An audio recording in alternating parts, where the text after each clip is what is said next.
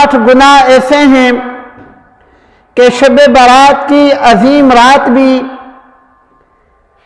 اللہ رب العالمین کی رحمت اور مغفرت کو وہ گناہ متوجہ ہونے سے مانع ہوتے ہیں۔ اس میں سب سے پہلے نمبر پر کفر اور شرک ہے۔ جو انسان کافر ہوگا یا مشرک ہوگا، شب برات میں اس کی مغفرت نہیں ہوگی۔ کفر اور شرک میں معمولی سا فرق ہے۔ کفر کہتے ہیں اللہ رب العالمین کی ذات یا صفات میں سے کسی کا انکار کرنا، جیسا کہ عام طور پر سکھایا جاتا ہے۔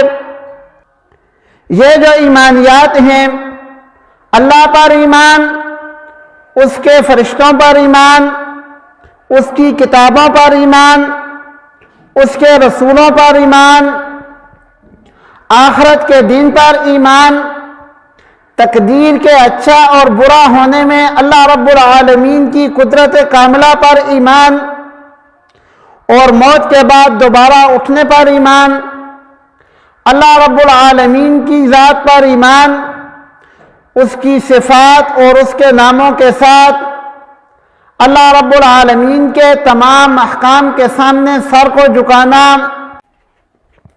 زبان سے اقرار کرنا، دل سے تصدیق کرنا، یہ ساری چیزیں ایمانیات میں سے ہیں۔ اگر کوئی بندہ ان میں سے کسی کا انکار کرتا ہے تو ہم کہیں گے کہ یہ بندہ کفر میں مبتلا ہے، انکار میں مبتلا ہے۔ اور شرک کہتے ہیں اللہ رب العالمین کی ذات اور صفات میں کسی کو شریک کرنا۔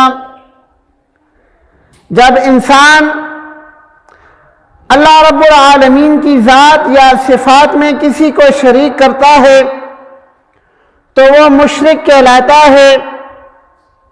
اللہ رب العالمین کی ذات وحدہ لا شریک ہے، یہ چیز تو آسانی سے سمجھ میں آتی ہے۔ اللہ رب العالمین نے اس مضمون کو قرآن مجید میں بھی کئی جگہ ارشاد فرمایا ہے، قل هو اللہ احد اللہ الصمد لم یلد ولم یولد ولم یکن لہ کفوا احد۔ اور ایک اور جگہ اللہ رب العالمین فرماتے ہیں لو کان فیہما آلہۃ الا اللہ لفسدتا، کہ اگر زمین اور آسمان میں الہ العالمین کے علاوہ کوئی اور الہ ہوتا تو زمین اور آسمان کے اندر فساد برپا ہو جاتا۔ تو یہ تو اللہ رب العالمین کی ذات کے اندر شرک ہے، یہ تو آسانی سے سمجھ آتا ہے۔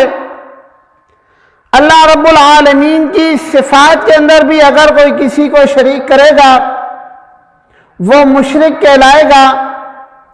صفات کون سی ہیں؟ صفات کے اندر پہلی صفت جو بیان کی جاتی ہے کہ عبادت جو ہے وہ صرف اللہ رب العالمین کی ہی کرنی ہے۔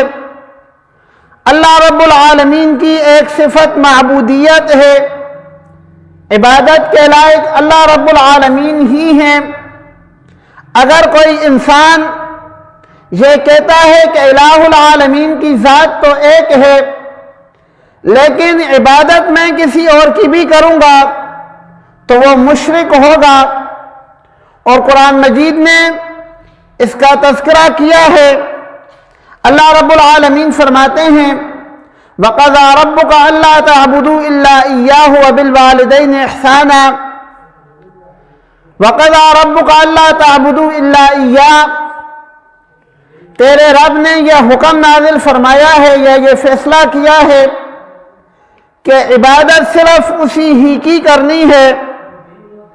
ایک دوسری آیت میں اللہ رب العالمین فرماتے ہیں قل، اے میرے محبوب صلی اللہ علیہ وآلہ وسلم آپ فرما دیں ان صلاتی، کہ بے شک میری نماز، و نسکی، اور میری قربانی، و محیایا، اور میری زندگی، و مماتی اور میری موت للہ اللہ کے لیے ہے رب العالمین جو تمام جہانوں کا رب ہے لا شریک لہ الہ العالمین فرماتے ہیں کہ اے میرے پیغمبر آپ اعلان فرما دیں لا شریک لہ اللہ کا کوئی شریک نہیں وبذالک امرت اور مجھے اسی بات کا ہی حکم دیا گیا ہے وَأَنَا أَوَّلُ الْمُسْلِمِينَ اور میں سب سے پہلے الہ العالمین کے احکام کے سامنے اپنے سر کو جھکاتا ہوں ان کو دل سے تسلیم کرتا ہوں تو عبادت جو ہے وہ اللہ رب العالمین کی ہی ہے کوئی بھی ایسا عمل جو عبادت کے زمرے میں آتا ہے اگر وہ کسی اللہ کی ذات سے ہٹ کر کسی اور ذات کے لیے ہوگا تو وہ شرک ہوگا اور وہ انسان مشرک کہلائے گا